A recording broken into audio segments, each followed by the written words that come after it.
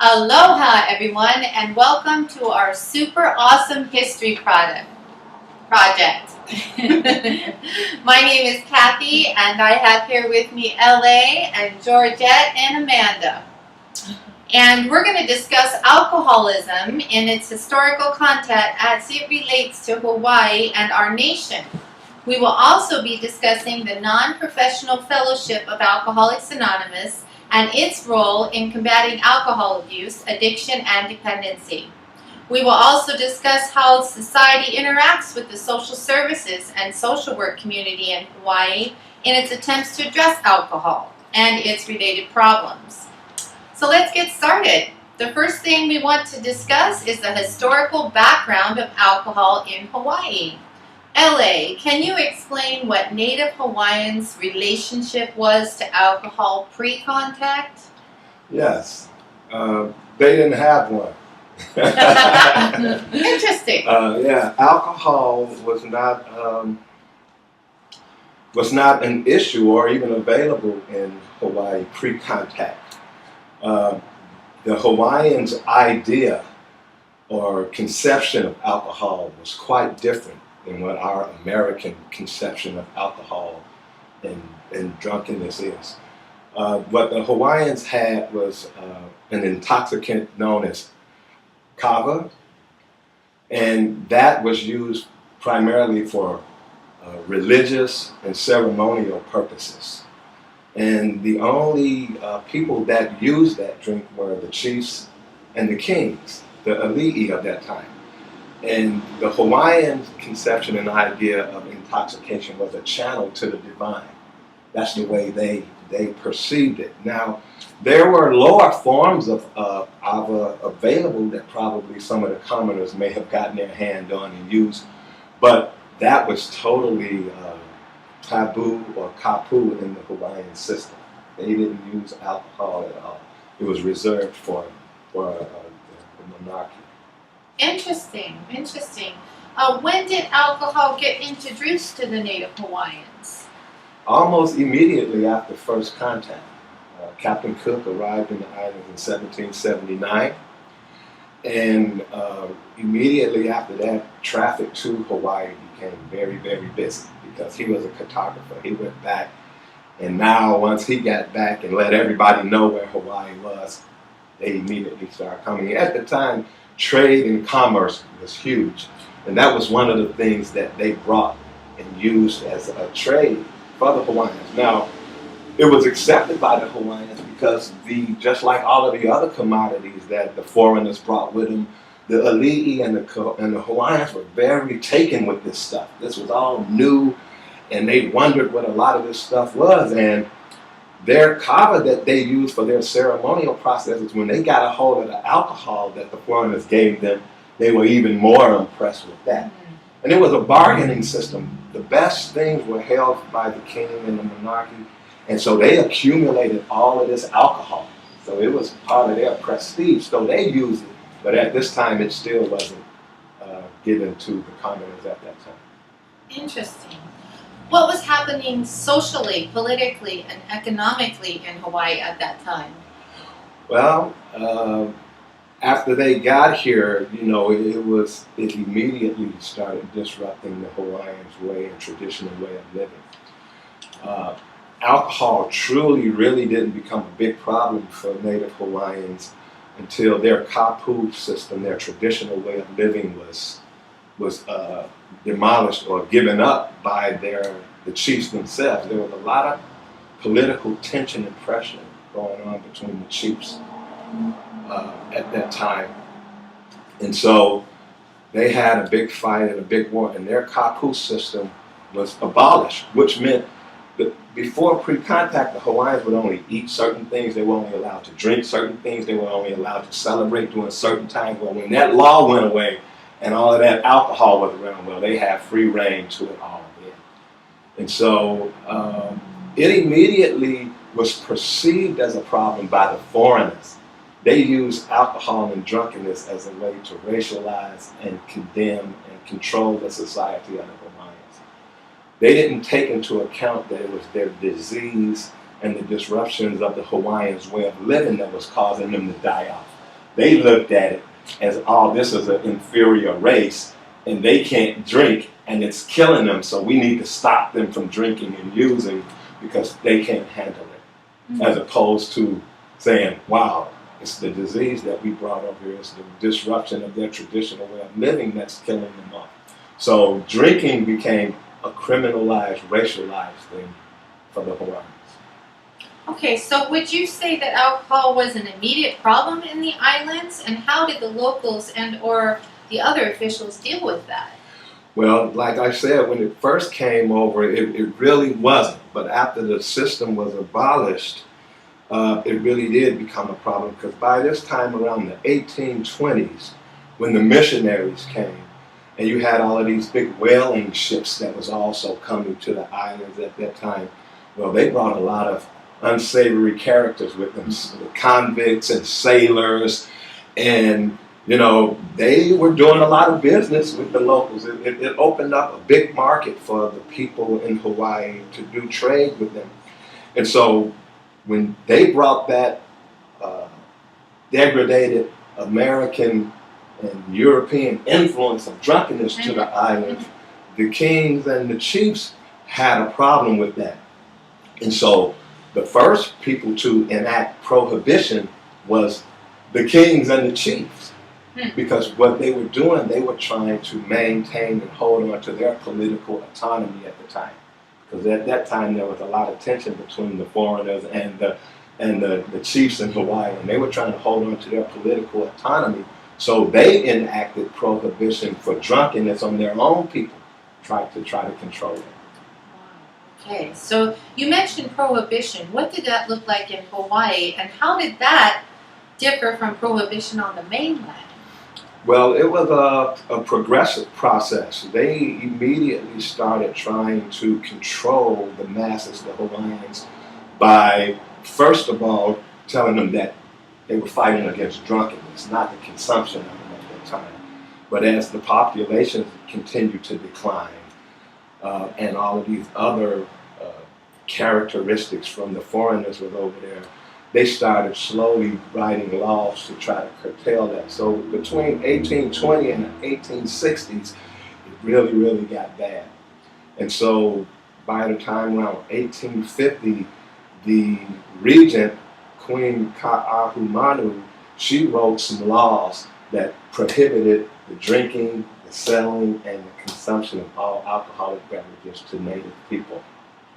So during that time, and like I said, she was trying to maintain her political autonomy at the time. So that's when it was first criminalized. Now, albeit at the time, there were regulations in place for white people that were drinking, but it wasn't criminalized for them. It was just, they had regulations of drunkenness. But when it came down to the Hawaiians, they had to pay for it with money, or they were thrown in jail for it. So you can see on one hand, it's just a slap on the wrist for the white people, the foreigners who brought it in. For the Hawaiians, oh, you're inferior, you can't handle it, so we're going to do whatever we have to, even if that means throwing you in jail to control it. So could you please discuss some of the values and the premises behind the prohibition? Yeah, well, it was during the time that the missionaries came over. They felt that they were sent by God to save this people, and so they just saw that drunkenness and debauchery and lasciviousness was just a terrible way of living. They didn't even like it with the foreigners, but yet they dealt with it in a completely different way. When they looked at white people getting drunk, it was like, oh, they're just drunk and they're acting crazy. But they did the same thing with the Indians and with blacks or any other people of color. When it came down to these populations, it's criminalized, and it's looked at, they're inferior, they can't handle it. So we have to take a paternalistic perspective with them. We have to act like protective parents. So we have to put in all of these strict laws, and even if that means putting them in jail to help protect them. And so that was the view of it at that time. Well, could you just expand a little on the political and the economic and social, cultural factors that were relevant to the Hawaiian relationship to alcohol and that prohibition? Sure, I can. Well, at this time, alcohol had become a big commodity, and it was very important to the economic relationships between Hawaii and the foreigners. You know, by all of these ships and foreigners and people coming in, it made a way for Hawaiians to make money by selling their crops and things that they were dealing with. And of course, it was big money for the people who were bringing it in. So it immediately went from, wow, we need to really look out for these people interested in stopping and drinking, to a money issue like it has always been with the Americans. So politically, they were in the process of taking over the island and usurping all types of control over them.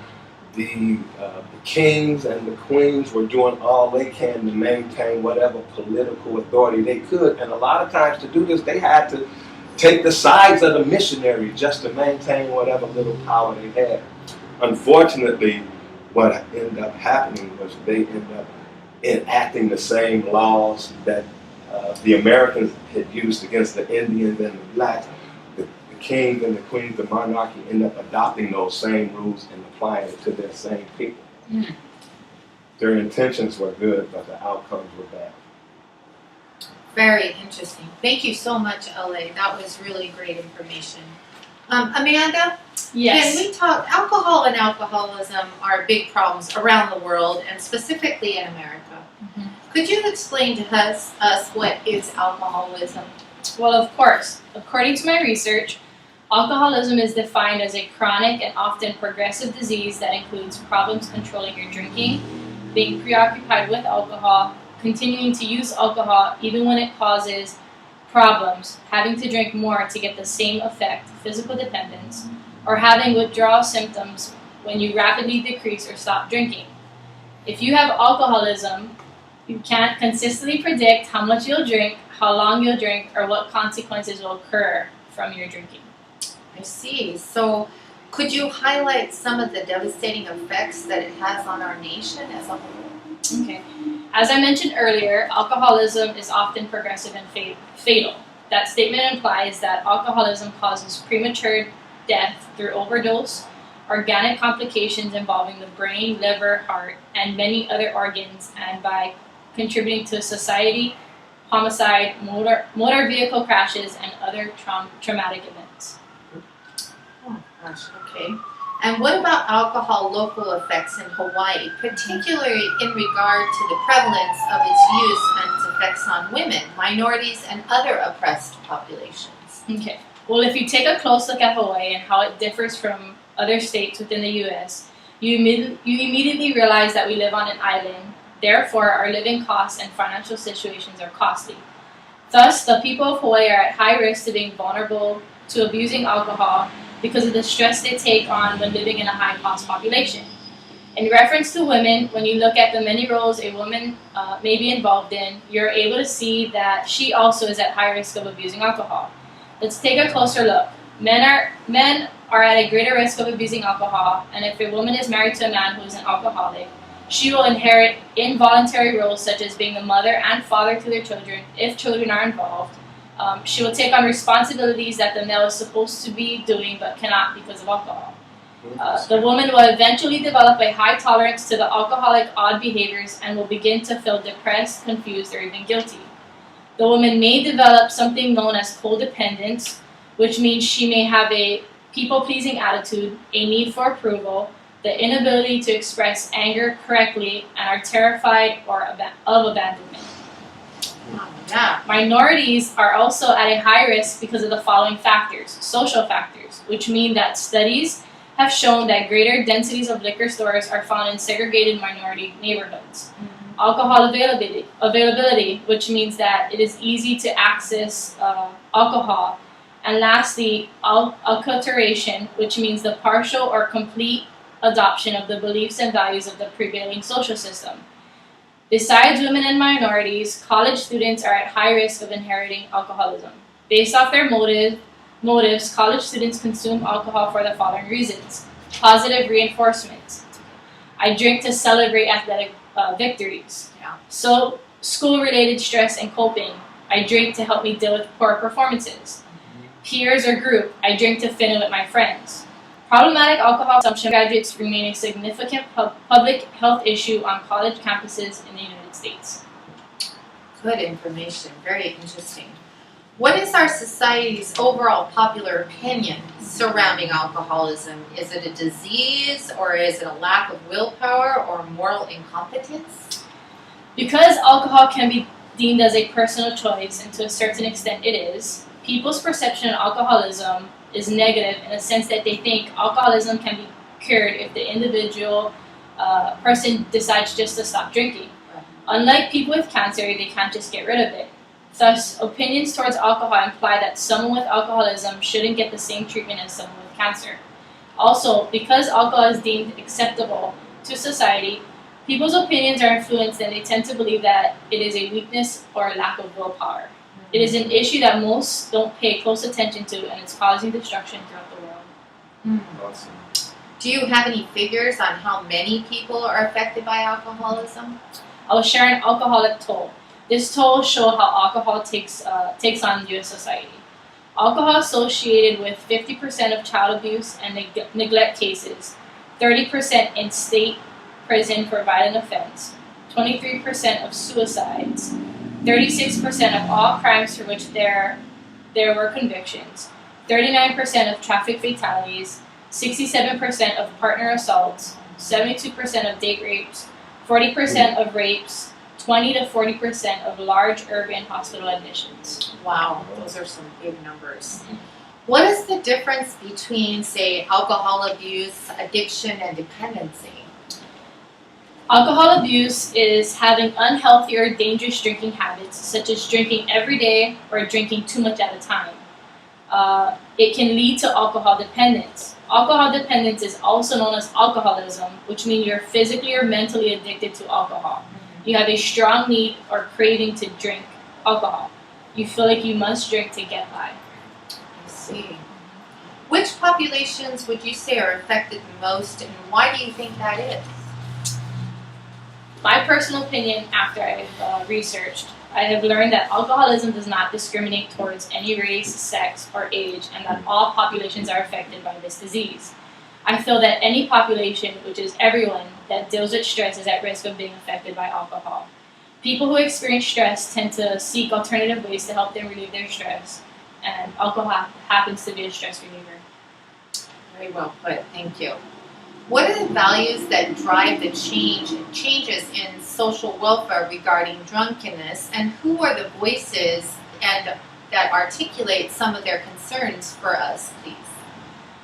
Well, life is a value that drove change in social welfare. Because alcoholism is such a prevalent problem in our society and it claims lives daily, the ones who are affected by it decide to take action against this disease. Family, friends, peers, associates, neighbors, and anyone else who has been affected by alcohol are the ones who voiced their concern and felt that they needed to step forward and educate people on this disease. They felt that they weren't, that there's not enough, that people aren't educated enough on this disease and what it can lead to, and they think that the way society has portrayed this accessible drug, that it's getting people to feel like it's not a problem to consume it, and it's not a problem to consume it, but they don't understand the effects that you can encounter when you consume it. And so we see programs or organizations such as Mothers Against Drunk Driving, and this organization was moved by their children or their family, their friends who got into car accidents, and they felt that they weren't educated enough, or maybe they were, but the awareness of this drug is not as. Thanks so much for all that. Good. That's Excellent. great information. Thank you, Amanda. Kathy, Amanda, Alcoholics Anonymous is known around the world as one of the most effective ways of treating and combating the problem of alcoholism. Can you explain to our audience what the fellowship is, what it does and how it got started. I sure can. AA is a fellowship of men and women who would share their experience, strengths, and hope with each other so that they may solve their common problem and help each other recover from alcoholism. The only requirement for membership is a desire to stop drinking. There are no dues or fees for AA membership. We are self-supporting through our own contributions. AA is not allied with any sect, denomination, politics, organizations, or institutions. Our primary purpose is to stay sober and help other alcoholics achieve sobriety. Awesome. Where did it originate? How did it spread throughout the nation? Well, AA is an international mutual fellowship, and it was founded in 1935 by Bill Wilson and Dr. Bob Smith in Akron, Ohio. As AA membership and groups increased, in 1939, the Big Book of AA was published, and the Alcoholic Foundation, as it was called back then, established what is now known as the General Service Office, which is located in New York City. General Service Office acts as a link and communication center between individual groups and the New York trustees to ensure that AA's primary purpose is being carried out. Today, AA groups can be found in 195 countries around the world. There are approximately 64,000 groups with over 13 million members in the US and Canada, and the Big Book of AA has been translated into 67 different languages. Awesome. Who brought AA to Hawaii and when was it brought to Hawaii? Well, according to the data that I recovered and that was recorded by the Hawaii Area Archives Committee, they talk about the date that they brought up a good point that I think I want to share with you. The date that the first member of Alcoholics Anonymous came to Hawaii is lost in history. But it is known that individual members of AA were stationed on Oahu as members of the U.S. Armed Forces soon after the Japanese attack on Pearl Harbor. It is not unreasonable to suppose that one member sought out another member and the two held their first meeting, maybe in a shipyard or something. However, a 32-year-old boat builder by the name of Earl G. Contacted the central office in New York, and he was expressing interest in wanting to form an AA group. So he was provided with a single pamphlet about the AA program and a letter confirming with some encouragement as he got started. Today, that is the first known recorded AA meeting, and that was on December of 1943. By 1957, the GSO directory listed 7 meetings, so the membership continued to grow and had over 156 members. By 1965, Oahu Intergroup was established, AA was in the state prisons, it was in the hospitals, and it opened its first treatment facilities in Kitamalka, by the way. Today, there are over 190 AA groups on Oahu with over 315 meetings each week. Wow. Awesome. All right. Can you discuss some of the values of our society regarding alcohol at the time of AA's inception? Yes, I can. Basically, from what my research showed me is that there was an increasing awareness on the population of alcoholism, and it seemed to have been reflected in a moderate growth of AA groups on Oahu. According to the story in the Honolulu Star Bulletin, for example, in 1956, and in the Advertiser at July 16th, the Waikiki group of Alcoholics Anonymous recently moved its own headquarters to a meeting place on Enya Road. The article informed readers that since its foundation last November, the Waikiki group in its meeting had been rapidly expanding.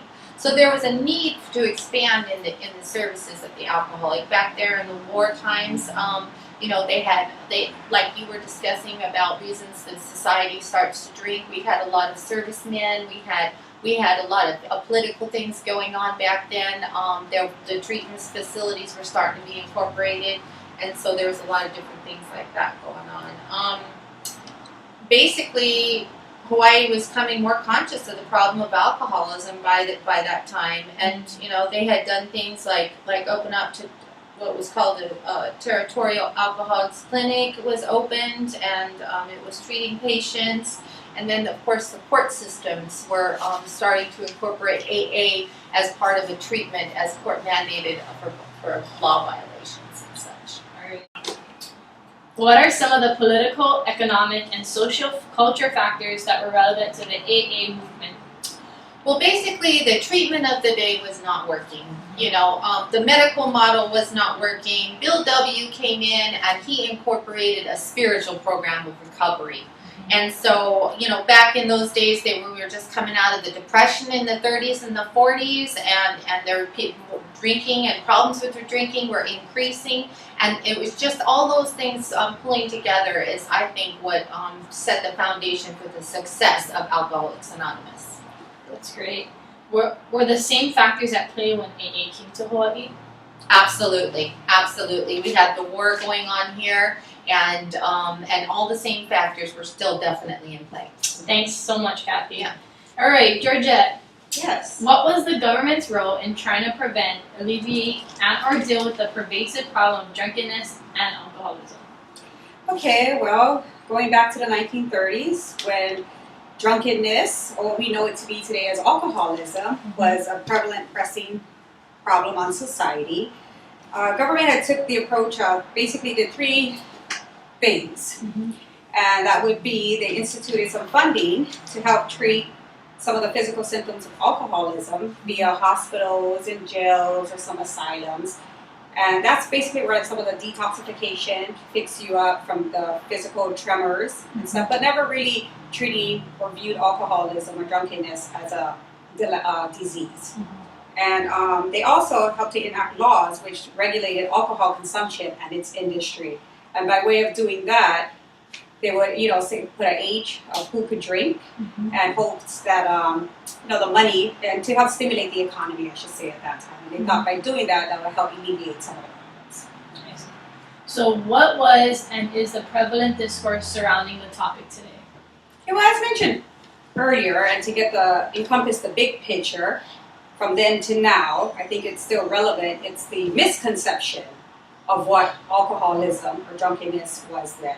And so because alcohol was viewed by society at the time, it still is today, as a pleasurable social activity and cultural practice. So therefore, government and majority of society, because we are alcoholics are viewed as an oppressed, marginalized population, is that they lack the sheer will. That drinking is a personal choice, I think, even as you had mentioned earlier, and that therefore we can just stop. And for some people, we're learning today that that is just not the case.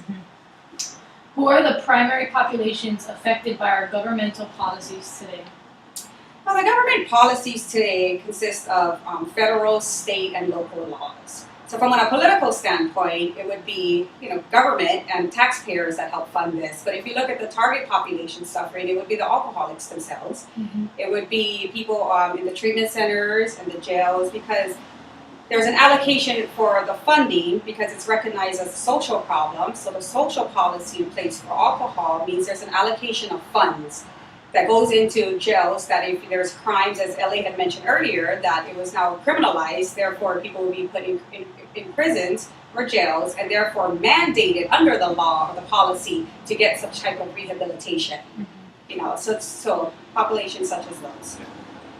Regarding issues of adequacy and equity inherent in the social programs and policies in place today, can you please contrast and compare some of these programs and policies with the programs and policies of the past?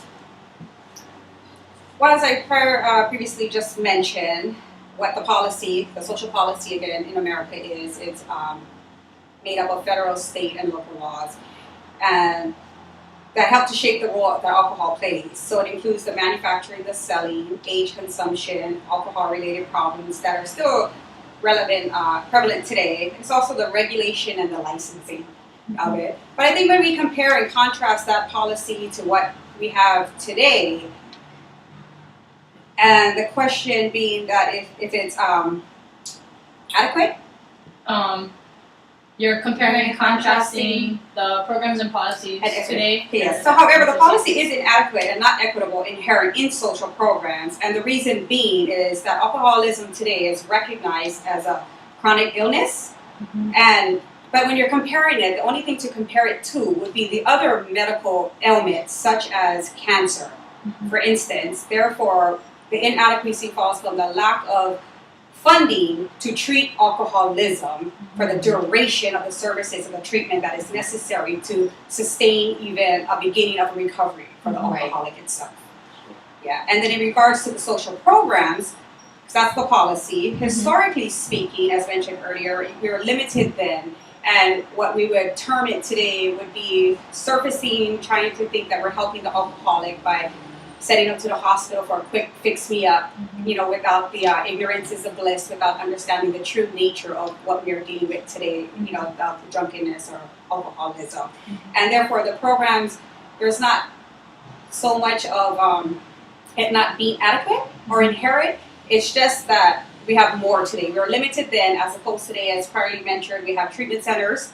We have all these other, there's a vast array of institutions that now service alcoholics to help treat alcoholism.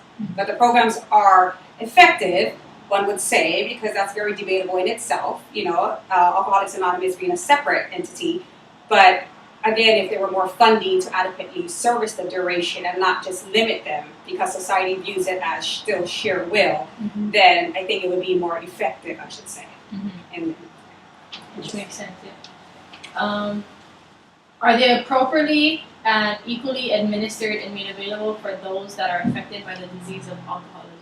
well, absolutely not. As mentioned earlier in part of this discussion here, and with the appalling statistics of how detrimental alcoholism is and the many different aspects, negative effects that it has in family life, from the deaths, from DUIs, from crashes, and everything that you had mentioned prior to, it is not adequately or treated or viewed as something very detrimental, not only to the alcoholic themselves, but the negative effects and actually detrimental ones that it has to everybody as a whole. You know, and I think that our hope would be that as policy is always underway and more policies being changed or enacted, that, you know, in coming alongside MAD, Mothers Against Drunk Driving, and all the other organizations out there that are raising the awareness to give this more consideration, that hopefully more government will take a better, will come alongside to adequately support. Yeah. True. Can you discuss some of the premises, political and economic and social culture factors that remain relevant today? Well, yes, absolutely. As mentioned earlier, you know, let's go back from 1930, when it was becoming very prevalent up until now. Statistics have grown. It's still a negative impact. So the systems, politically, economically, socially, and culturally, were uprooted. And due to the Great Depression, right, there was no jobs. So economically, our economy as a nationwide was already depressed, right, unfunctionable. So, and then a lot of the cultures, because not only one as united as Americans together, but individually were being uprooted. And a lot of people had turned to that because it was a way of life. You know, so I think when you, and today it's still very much like that, because there are a lot of cultures that still partake in the right to drink and the socialized drinking. And if you take America as a culture in itself, we still have the very same mindset that we can drink because it's pleasurable, you know. However, you do have the exceptions of those who cannot, that are the alcoholics, you know, and that's still very prevalent because they're still very marginalized, right, from jails to institutions, you know, to asylums, and still lack of the resources out there to adequately treat it. So I think that is still there, and that's it. So coming from the social, so again, just to recap, that this was the social problem of alcoholism, yeah, and then the policies, yeah. I think there's ways out. So thank you. Thanks, Bernadette. Great. And That's I it. think that concludes our video. We hope that you found it informative, and we thank you for your time. Bye. Aloha!